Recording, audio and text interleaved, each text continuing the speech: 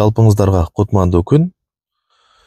Бүгүн 2024-жылдын 3-апрели болуп калды. Биздин бул чыгарылышта Орусиянын жаңы мыйзамдарына ылайык айдоочулук күбөлүк маселеси боюнча сөз кылабыз.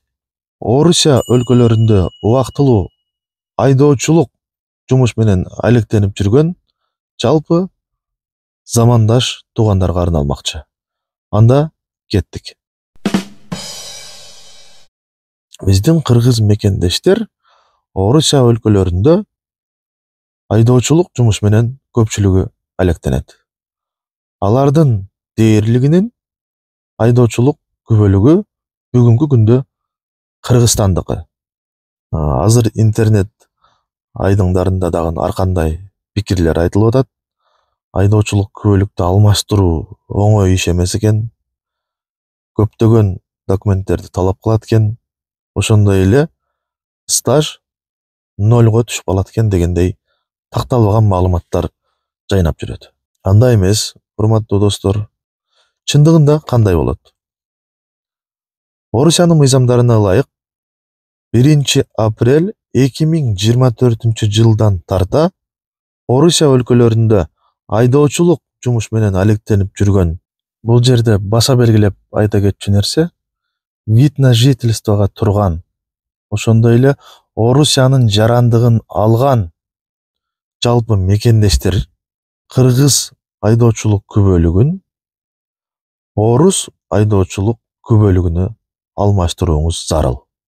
Бул кандай? Кантип? Эмнелер талап кылынат? Жана кандай шарттар менен болмокчу? Бул мыйзам 1-апрелден тарта өз күчүнө кирди. Мөөнөтү толук 1 жыл. Тагыраак айтканда, 1-апрель 2024-жылдан баштап 1-апрель 2025-жылга чейин. То есть толук 1 жыл сиздин убактыңыз болот. Өзүңүздүн мүмкүнчүлүгүңүзгө карап, эрте менен эрте туруп, аталган бөлүмгө барып, кезекке туруп, албетте, кезегиңиз жеткенде тийиштүү кызматкердин кабинетине кирип, алардын талаптарына ылайык 1-чи кезекте госпошлинага 2000 рубль акча төлөйсүз. Экинчиден, сиздин колуңузда медициналык каттоодон өткөн дени сак деген справка сөзсүз болуш керек. Үчүнчүдөн, колуңузда СНИЛС болсо, болду. Ушул 3 документтин негизинде сиз Орусиянын айдоочулук күбөлүгүнө ошол эле күнү ээ болуп, колуңузга алып чыгасыз. Болгон ошол. Бул жерде эч кандай башка көйгөй жок, башка ойлоно турган кыйынчылык жок. Азыр мен сиздерге дагы практикалык жүзүндө өзүнүн башынан өткөрүп, өзү барып кантип Орусиянын айдоочулук күбөлүгүнө ээ болгонун айтып берет. Назар салыңыздар.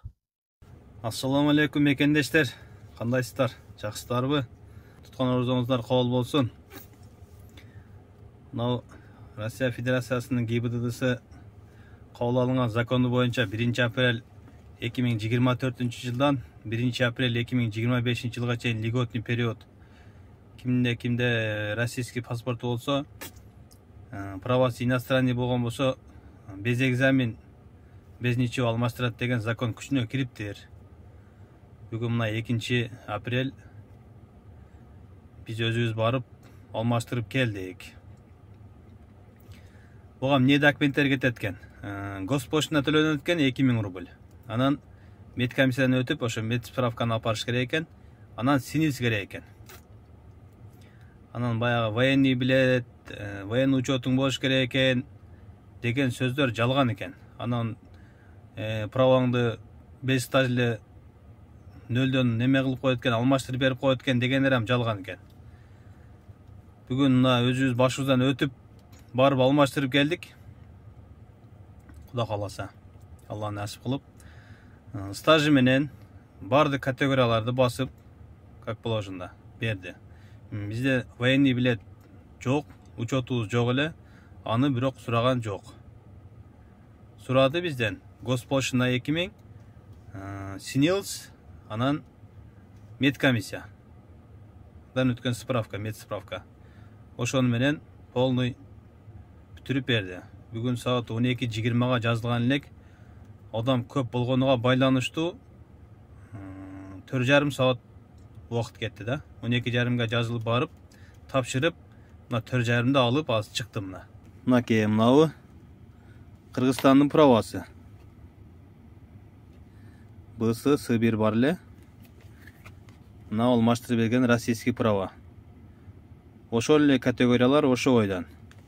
Стаж деле ошо бойдан. Мопедти кошуп бериптир. Кимде ким бирөөдө российский паспорту болгон болсо, барып алмаштырса болот, коркпостон. Анан кимде вид на жительство болсо дагы ошолор дагы алмаштырса болот экен. Мына достор, ушундай эч кандай ойлоно турган, көйгөй жарала турган маселе жок. Ушундай тартиптин негизинде сиз да барып айдоочулук күбөлүгүңүздү алмаштырып алсаңыз болот. Бул чоң мүмкүнчүлүк. Сөзсүз түрдө кайсы мамлекетте болбойлу, эмне жумуштар менен алек болбойлу, ошол аталган мамлекеттин мыйзамдарына ылайык иш жүргүзгөнүбүз туура болот.